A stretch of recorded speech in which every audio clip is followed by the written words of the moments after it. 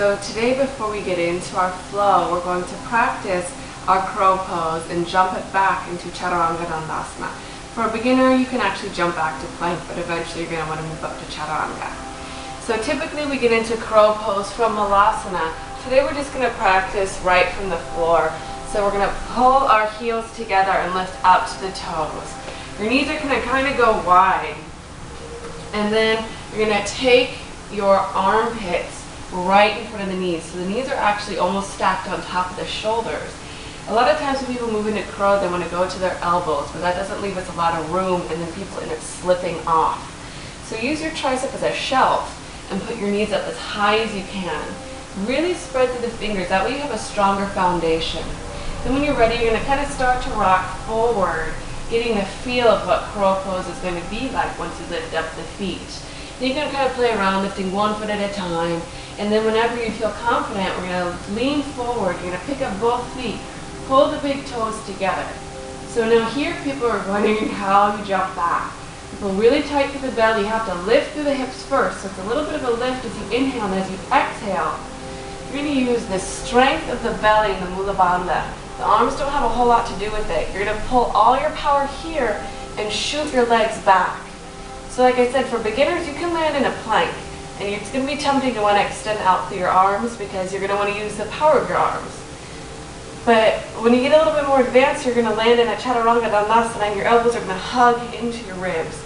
This is how you're going to land. So let's go ahead and return to crow. And we're pulling our big toes together. Inhale, lift. Exhale, jump back. And then from this point, you can choose to take an upward facing dog. If you wanted to, you could go to child's pose. You could just drop down to all fours for a little bit as you practice it. So the more you practice it, the easier it's going to get, and the easier it's going to be able to incorporate it into flows. Thanks so much for stopping by, and enjoy the flow. Namaste. So we make our way onto the mat. We're going to move right above halfway, and then not quite to the front. That's what we have placed with our hands. So let's begin in Tadasana, sending the shoulder blades back and down, pulling tightly to the belly. So inhale, reach the palms to sky, focusing your eyes on a drishti, a still object. We lift up the balls of the feet and pull our heels together, preparing for Malasana. We exhale, pull the palms down to heart, bending at the knees. We slowly bring the elbows down to the inner calves and the knees up toward the shoulders. We take our palms down to earth, spreading through the fingers. We rock forward onto the toes, lifting one foot and then lifting the other, bringing our big toes together, taking flight to crow. We inhale, lift the hips, exhale, jump back to chaturanga dandasana. Inhale, press the chest forward and open into upward facing dog. And exhale, lifting through the hips into Ardha Chandrasana, downward facing dog. We inhale, lift to the toes, bend the knees, press to the hips. Looking up toward the hands, we exhale, jump.